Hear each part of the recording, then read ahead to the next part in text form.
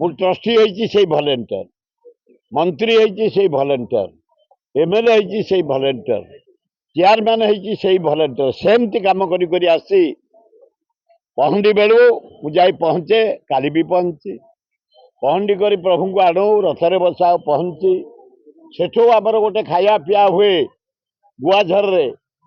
ଖାଇଲେ ଆମେ ଆସୁ ରଥ ଭିଡ଼ିବା ପାଇଁ, ଆସି ଭିଡ଼ିଛୁ ସୁନ୍ଦର ଭାବେ। ଆମର ବାମୁଣ ନିଯୋଗ, ବଡ଼ୁ ନିଯୋଗ, ପୂଜା ପଣ୍ଡା ନିଯୋଗ, ସମର୍ଥା ନିଯୋଗ, ଭୋଇ ନିଯୋଗ, ମହାରଣା ନିଯୋଗ, ବାରିକ ନିଯୋଗ, କ୍ଷେତ୍ରବାସୀ ବାମୁଣ ନିଯୋଗ ଧନ୍ୟବାଦ।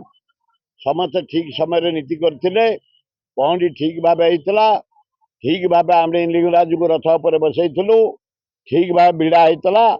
ହଠାତ୍ ଘୂର୍ଣ୍ଣି ବାତ୍ୟା ହେଇଗଲା, ତେଣୁ ପୂଜା ପଣ୍ଡା ନିଜ ପାଖେ ରଥ ରହିଛି। ଆଜି 2ଟାରୁ 3ଟା ବେଳେ ଭିଡ଼ା ହବ।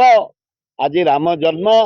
ସକାଳୁ ଗୋଟେ ବିରାଟ ପଟୁଆରରେ ଆମେ ପ୍ରତିବର୍ଷ ରାମେଶ୍ୱର ଆସୁ, ମା ଭଉଣୀ ମାନେ ଆସନ୍ତି। ଆଜି ସକାଳୁ ପ୍ରାୟ 1000-1200 ମହିଳା ଆମେ ସବୁ ଏକାଠି ହେଇ ଲିଙ୍ଗରାଜ ମନ୍ଦିରରୁ ଆସି ରାମେଶ୍ୱର ମନ୍ଦିରରେ ସାରି ମୁଁ ଏଇନେ ଯାଉଛି ମୋ ଏରିଆର ପ୍ରାୟ 10-12ଟା ରାମ ମନ୍ଦିର ଦର୍ଶନ କରି ଆସିବି। 3ଟା ବେଳେ ରଥ ଭିଡ଼ାରେ ଯୋଗ ଦେବି ଏବଂ 7ଟା ବେଳେ ଆଜି ଆମର ଲିଙ୍ଗରାଜ ଫେଷ୍ଟିଭାଲ କାଲି ଇନାଗୁରେସନ ହେଇ 6 ଦିନ ହବ। ପ୍ରାୟ ଇଣ୍ଡିଆରୁ 700-1200 କଳାକାର ଆସୁଛନ୍ତି।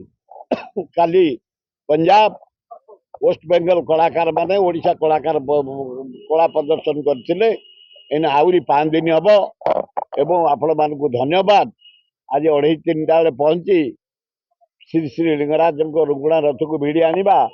ରାମ ମନ୍ଦିର, ରାମେଶ୍ୱର ମନ୍ଦିର, ରାମ ଜନ୍ମ ଆଜି ବଢ଼ିଆ ହବ।